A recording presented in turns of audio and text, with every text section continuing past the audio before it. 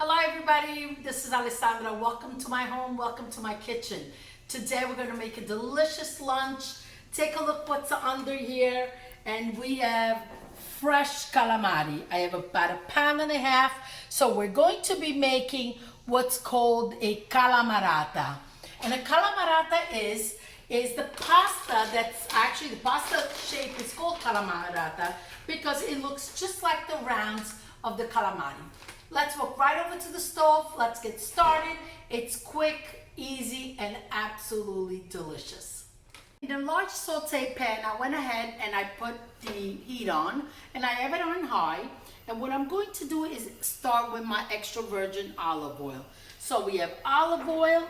We have, I'm going to show you right now. Okay, I'm going to say about 1/4 cup because calamari it's fish. You want to give it, if you're going to, devi condire la pasta, so you need a little bit more oil than if you were maybe making meat. So when you do cook fish, always put a little bit extra oil.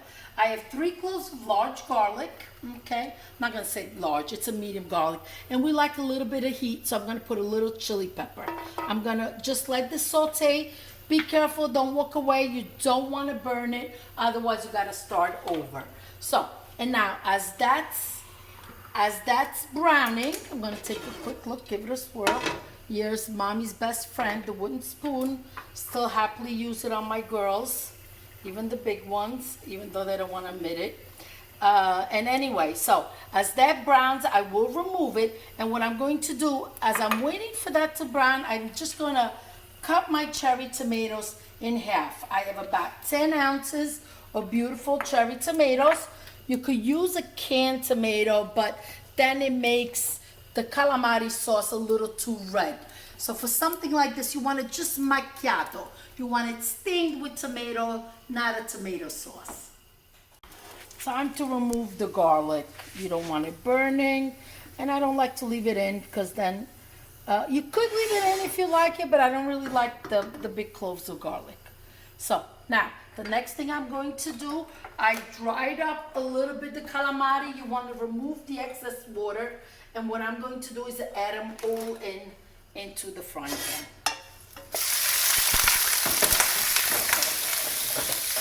There you go. Add them all in. It avoids the splattering of the oil. Is that the right word? Okay. Now, keep your flame on high because you want this to all cook very quickly, okay? At the same time, I already placed my pot of water where I'll be cooking the pasta in. Let me move this out of the way. I have just about 1/4 cup of white wine. I use the Santa Margherita Pinot Grigio because that's what we drink, okay? But not yet. You want the calamari, you want to give them a good sauteing part. This is very important, okay? Now, another thing you don't want to do is you do not want to overcook your calamari. Okay. You can see the calamari release a lot of water, so this is what I'm going to do. I'm going to add my wine, so the calamari si insaporiscono con il vino. They get the flavor from the wine. Now, with the heat on high, keep it on. I'm going to remove the calamari. I know it's going to look like a crazy step, but trust me, again, you could do it your way. This is the way I do it, but trust me, it makes a world of difference because you want the water to evaporate. If you wait for that water and the little bit of wine to evaporate, the calamari is going to get overcooked and it's going to be like glue. So just remove your calamari, give yourself 3-4 minutes for all the water to evaporate, and then I'll show you the next step. Okay, 3-4 minutes have passed. So you see now we're left with the oil that has all the flavors of the calamari. You're not gonna overcook the calamari. You see that? As soon as all the water and the wine has evaporated, I'm going to just give it a little bit, another minute. Let's be patient. Cooking is a lot, it has to do with a lot of senses. You gotta hear the sound of the oil. You gotta see that the flavors are getting combined. So it's really a combination of everything put together. And it only takes, it's the experience that makes the food taste good. Okay, here, now we got it. See that? Okay, now my oil is frying nicely. I'm going to go ahead and add my tomatoes. I'm going to just lightly salt the tomatoes.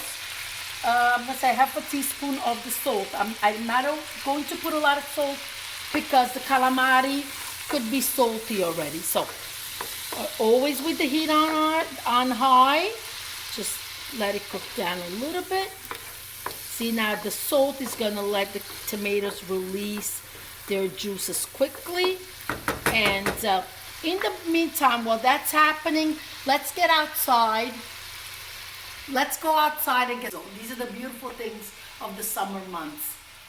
Such a large pot for parsley. And by the way, the parsley stays alive well into the fall. It's one of the last things to die in the garden. So here it is. It's just a little plant. I put a couple seeds down and it just came out. So now you're just gonna pick, I like the tender leaves, so I'm gonna go in the inside. If I'm making soup, I use the harder stalks, but for something like this, I want the soft ones. And here's my fresh parsley. Let's get back in the kitchen. Okay, come closer. I want you to see. You see that? You see that? If you would have dropped the tomatoes in all the watery calamari, you would not have obtained this delicious color and flavor. You see the way that the tomato is frying in the oil? That's what releases all the delicious flavor. The water is boiling. I just added some salt. I'm going to drop my Calamarata Pasta, okay? Meanwhile, I got to get the calamari back in to finish cooking. All very quick. Okay, here you go. So, let's stir them in. The calamari only need another minute or so to finish cooking. All the flavors will get well incorporated. Again, my heat is on high. And that's it. Now we're going to wait for the pasta to cook. As the Calamarata pasta is cooking, I've lowered the flame on the calamari. And of course, the dogs are hungry too. Pasta is almost ready. Where I'm going to leave a little bit of parsley for decoration, okay? So I bunch up the parsley in my finger like this.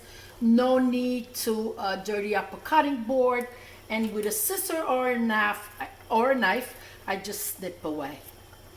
Okay, you don't want to put it too early, otherwise the parsley gets cooked in and loses its beautiful, vibrant green color. And also the flavor. Okay, let's get everybody down. La pasta non aspetta nessuno. Means pasta waits for nobody, otherwise it becomes like glue. Okay, so here we are ready. Take a look how wonderful it looks.